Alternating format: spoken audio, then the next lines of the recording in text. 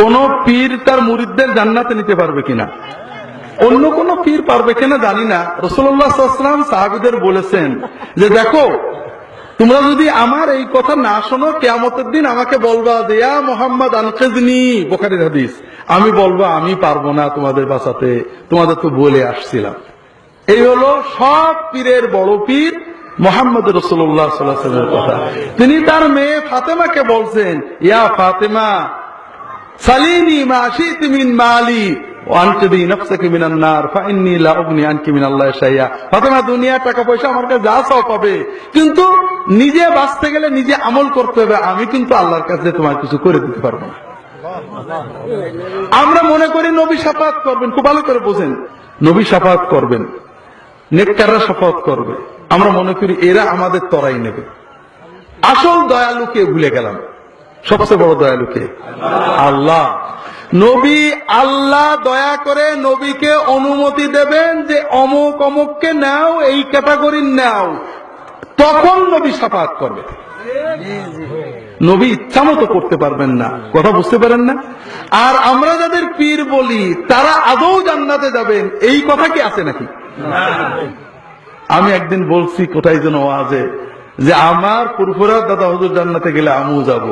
একটা যুবক পাশে বসেছিল এই জায়গা, বলছে হুজুর আপনার দাদা হুজুর জান্নাতে গেছে, দেখে আছেন তো? রাসূলুল্লাহ সাল্লাল্লাহু আলাইহি ওয়াসাল্লামের দুধ ভাই ওসমান ইবনে মাযউন মারা গেলেন মদিনায় যাওয়ার পরে, হিজরতের পরে। একজন সাহাবীর বাড়িতে তিনি থাকতেন, মদিনার আনসার সাহাবী।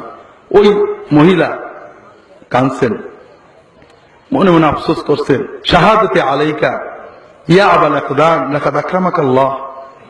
আমি সাক্ষ্য দিচ্ছি নিশ্চয় ওসমান, আপনাকে আল্লাহ সম্মানিত করেছেন, কবরে আপনি সম্মানে আছেন, মর্যাদায় আছেন। রাসূলুল্লাহ সাল্লাল্লাহু আলাইহি ওয়াসাল্লাম তাকে প্রশ্ন করলেন, ওমা ইদরিক, তুমি কি করে জানলে যে মরার পরে এখন সে সম্মানে আছে? আমাদের হুজুরা জানে না, চোখ বুঝলে তো কবরের সব কথা বলে দিতে পারে। হ্যাঁ,